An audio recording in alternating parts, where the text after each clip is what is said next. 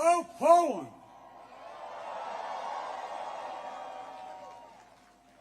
One of our great allies.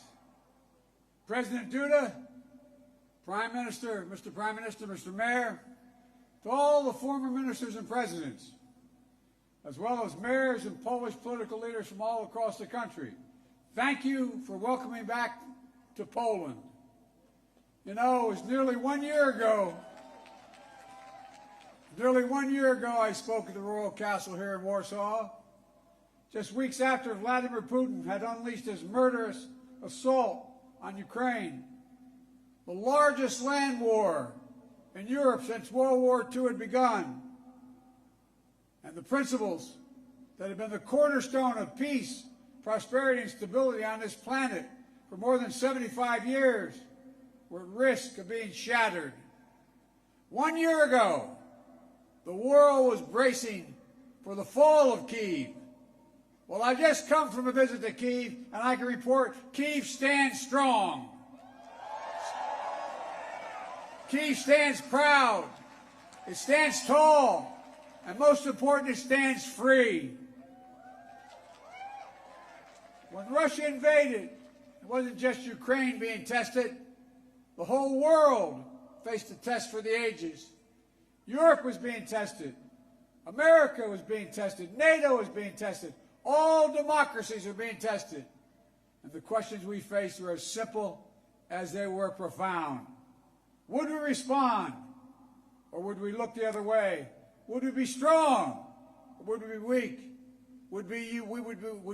All of our allies, would be united or divided? 1 year later, we know the answer. We did respond. We would be strong. We would be united. And the world would not look the other way. We also face fundamental questions about the commitment to the most basic of principles. Would we stand up for the sovereignty of nations? Would we stand up for the right of people to live free from naked aggression? Would we stand up for democracy? 1 year later, we know the answers. Yes, we would stand up for sovereignty, and we did. Yes, we would stand up for the right of people to live free from aggression, and we did. And we would stand up for democracy, and we did. And yesterday, I had the honor to stand with President Zelenskyy in Kyiv to declare that we will keep standing up for these same things, no matter what.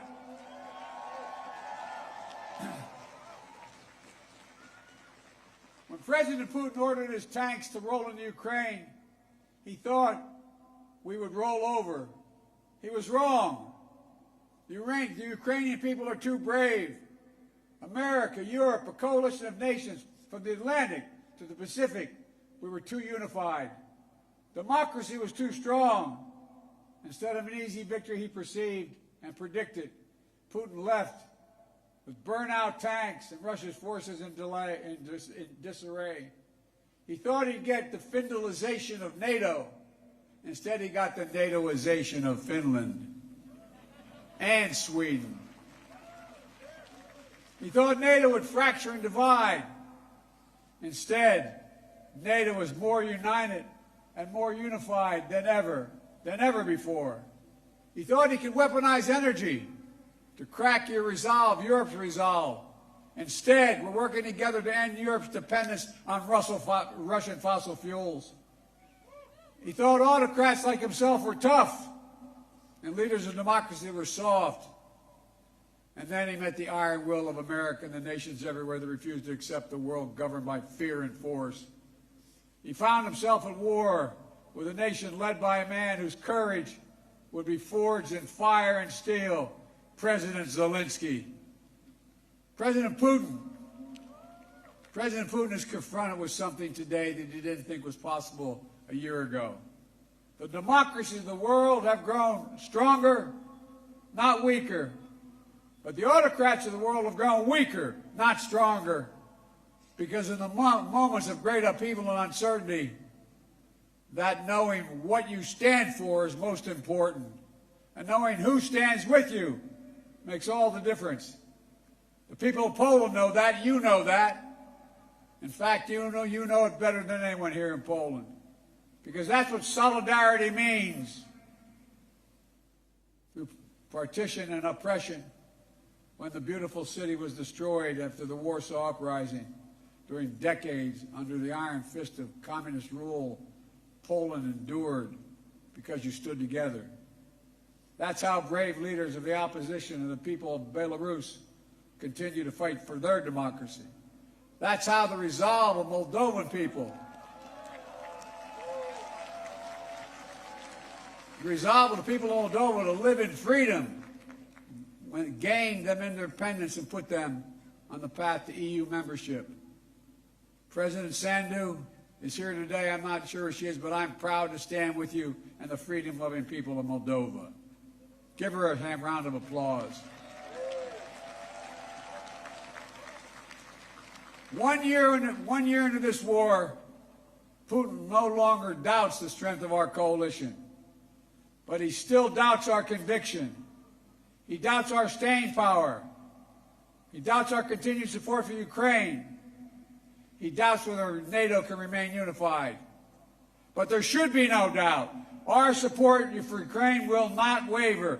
NATO will not be divided, and we will not tire.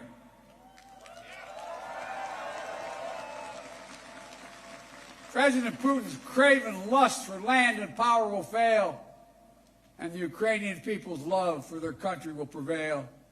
Democracies of the world will stand guard over freedom today, tomorrow, and forever.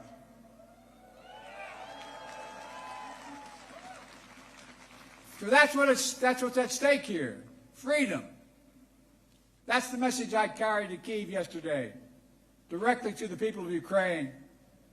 When President Zelenskyy said he came to the United States in December, quote, he said, "This struggle will define the world and what our children and grandchildren, how they live, and then their children and grandchildren." He wasn't only speaking about the children and grandchildren of Ukraine. He was speaking about all of our children and grandchildren, yours and mine. We're seeing again today what the people of Poland and the people across Europe saw for decades. Appetites of the autocrat cannot be appeased. They must be opposed. Autocrats only understand one word: no, no, no. No, you will not take my country. No, you will not take my freedom. No, you will not take my future. And I'll repeat tonight what I said last year in the same place. A dictator bent on rebuilding an empire will never be able to ease the people's love of liberty. Brutality will never grind down the will of the free. And Ukraine will never be a victory for Russia. Never.